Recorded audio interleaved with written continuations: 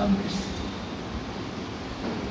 CPI Maoist కేంద్ర కార్యదర్శి నంబాల కేశవరావుతో పాటు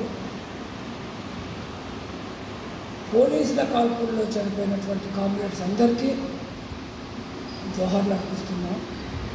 అయితే కేంద్రంలో ఉన్నటువంటి ఎన్డీఏ ప్రభుత్వం, దాని మిత్రపక్షాలు, ఈశాన్య రాష్ట్రాల్లో ఉన్నటువంటి తీవ్రవాదులతో చర్చలు జరుపుతున్నారు.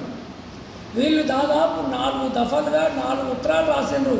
మేము కాల్పుల విరమణ చేస్తున్నాం, చర్చలు జరుపుదాం, శాంతియుత పద్ధతుల్లో సమస్యను పరిష్కారం చేసుకుందాం అని చెప్పి వాళ్ళు ఎన్ని విజ్ఞప్తులు చేసినా వీళ్ళకు సంబంధించినటువంటి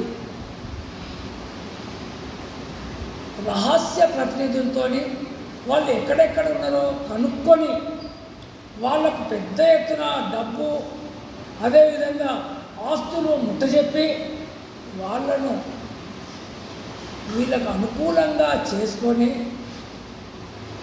ముఖ్యమైన నాయకుల్ని చంపితే ఉద్యమం మొత్తం అయిపోతుందని చెప్పి వాళ్ళు కలలు కంటున్నారు. ప్రపంచంలో ఏ దేశంలోనైనా ఖచ్చితంగా దోపిడీ ఉన్నంతకాలం ప్రతిఘటన ఉంటుంది.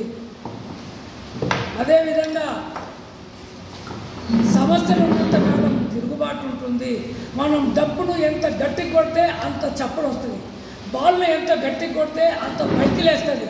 అట్లా ఉద్యమం మీద మీరు పోలీసు నిర్బంధాన్ని పెంచాలనుకుంటే ఖచ్చితంగా మీరే విఫలమవుతారు తప్ప ఉద్యమాలు విఫలం కావు. ఒకవేళ మీరు ఉద్యమాలు రావద్దు అనుకుంటే ప్రజల సమస్యల్ని పరిష్కరించినప్పుడు మాత్రమే ఈ ఉద్యమాలు చల్లారుతాయి. మీరు సమస్యల్ని పరిష్కరించకుండా, ప్రజల ఆకలి తీర్చకుండా ఉద్యమాలను మేము అంచేస్తామనుకుంటే అది కలగానే మిగిలిపోతుంది.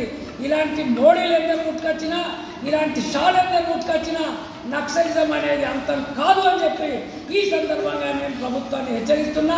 ఇప్పటికైనా మీకేమాత్రం చిత్తశుద్ధి ఉన్నా వెంటనే ఈ సమస్యలకు పరిష్కార మార్గాన్ని కనుగొనండి. సమస్యలు లేనటువంటి వైపు మీ ప్రభుత్వాలు పనిచేయండి.